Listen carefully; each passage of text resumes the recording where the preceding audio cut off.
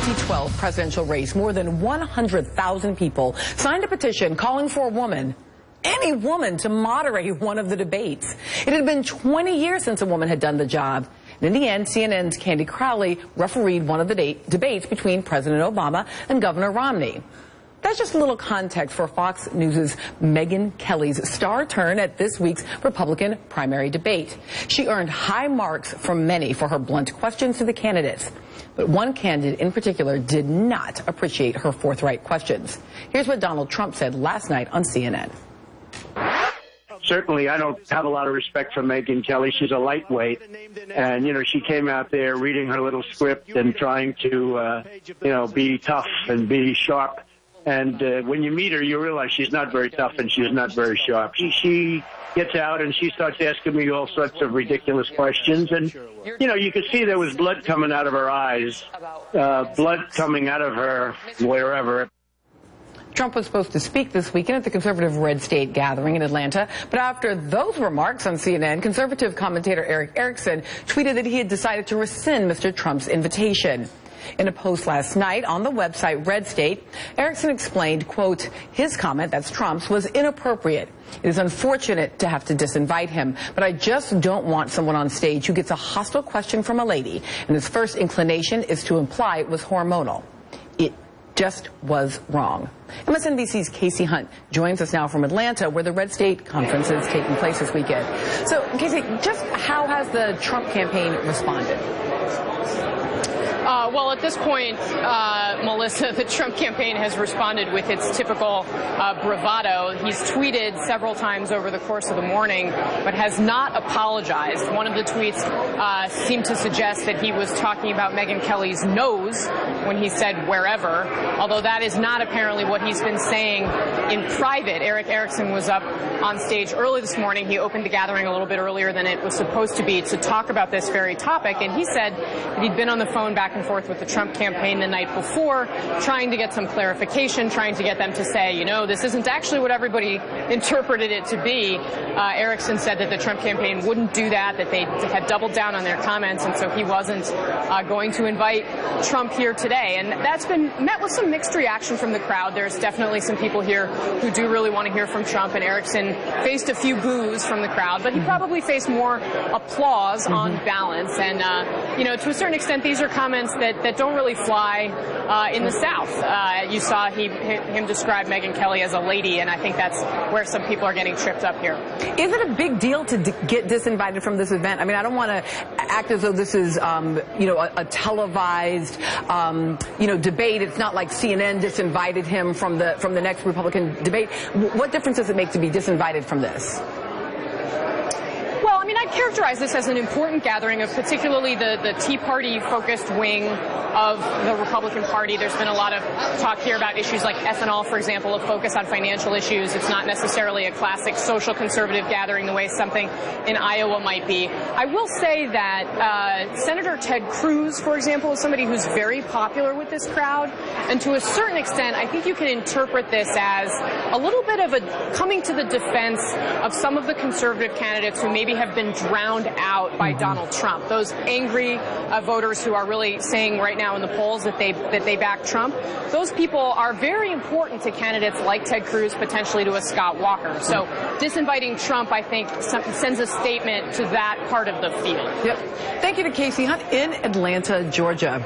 Now I want to bring in my panel on this. Joining me now, Christina Greer, assistant professor at Fordham University and author of Black Ethnics, Race, Immigration, and the Pursuit of the American Dream. Juan Manuel Benitez, who is political reporter and host of Pura Politica on New York One Noticias. Caton Dawson, national Republican consultant and the South Carolina campaign director for Governor Rick Perry. And Rachel Campos-Duffy, who is national spokesperson for the LIBRE Initiative. Thank you all for being here. Thank you. All right. I enjoyed Megyn Kelly on Thursday night a great deal, in part because, I mean, this show was part of, I think, many others who in 2012 was like, look, agree or disagree, Republican or Democrat, Fox News, MSNBC, could we please have a woman's voice represented here? And then it just got ugly. Well, look, to me what this looks like as a conservative is it shows how new Trump is to the conservative movement, and that there are limits to his understanding of what conservatives are like. So if you're in a debate and you take a shot at Rosie O'Donnell, you're going to get, it's red meat, they love it, they don't like her. Take a shot at Megyn Kelly. She's the darling of the conservative journalist crowd. Every guy wants to date her. Every conservative mom wants their daughter to grow up to be her. So he just didn't read the crowd well. But I do think there's a danger here, and I agree with what Erickson did, but there is a danger in making the point for him, in that he said in the debate, I don't have time for political correctness. This country doesn't have time for political correctness. And a lot of Republicans and conservatives really respond to that. They're sick of all the oversensitivity, and they're kind of making the point for him. So I think there's a balance here. So it's an interesting question. I mean, I'm wondering, Hayden, why is this the bridge too far? I mean, Mr. Trump has said a lot of things that are offensive or troubling to the left. For example, his characterization of undocumented immigrants that we talked about earlier. Then he said some things that are pretty offensive and distressing to a wide group of people, like his comments against Senator McCain, right? But why these sets of comments, and the particular aspect of these sets of comments, why is that the bridge too far? The race really just started, and the winner was Fox News, and I was at the debates and witnessed all of it in the surroundings. And our primary is a little bit like a NASCAR race right now. I mean, Trump's got all this attention. People are looking for the wreck. They're looking for the entertainment value, and it hadn't been real good for our party. So I'm speaking with my party hat on as a guy who's done this for 40-some-odd years, won over 800 elections, and understand that. But you can only put that teapot up so much when people start listening to substance. The comment last night about Megyn Kelly and the blood in her eyes is a bridge too far. It wasn't about the blood in her eyes that was the bridge too far. But it's about the sensitivity that Republicans have about the war on women. They felt smeared by the war on women in the last election, and they're sensitive about it. But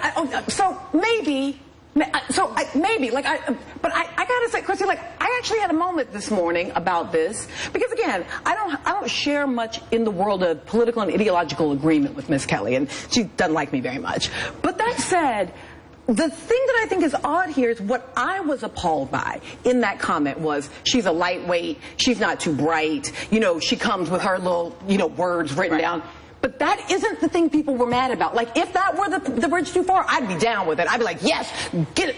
But it seems to be the suggestion that a woman of childbearing age menstruates. There's a bridge too far. Like, we know women's bodies are so disgusting, so vile, so awful, that even though we can spend our entire debate talking about regulating them, we can't talk about menstruation, because then now, well, Mr. Trump, you have gone too far. And that actually worries me.